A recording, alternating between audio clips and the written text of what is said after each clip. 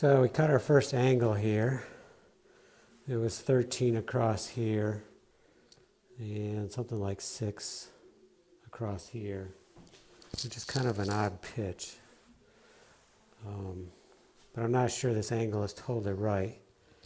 So what I'm going to do, it should be pretty close, and then I'll adjust it on the next one to make it even better.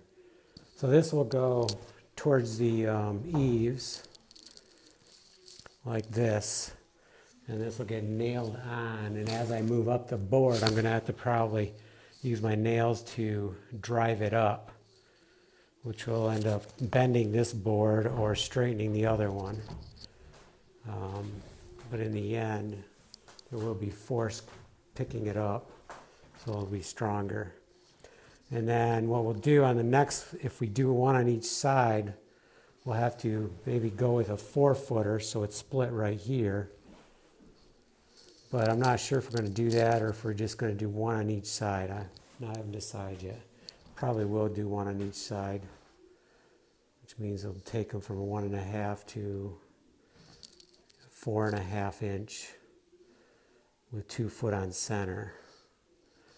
And that should be pretty strong. We may run out of lumber, but we can go get more. The other thing I should tell you is this is not dry lumber. This is hemlock. It actually kind of goes nicer when it's wet. You can nail it better, less likely to split.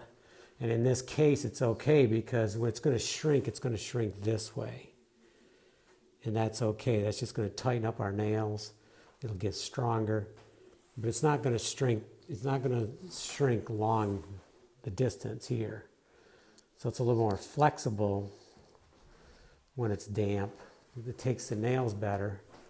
And I would imagine the nails rust a little bit as it's drying, which means that rust just grabs even more. So they're even harder to pull out. Plus I'm using coated nails. So as they drive in, they heat up and bind to the wood. So we're going to set this one up first, see how it fits, and then we'll adjust our angle for the next one. And then we'll have to decide if we're going on both sides. If we are, we have to split the joints. So we'll start with a 4-footer on the other side of the rafter. Okay, time to put it up.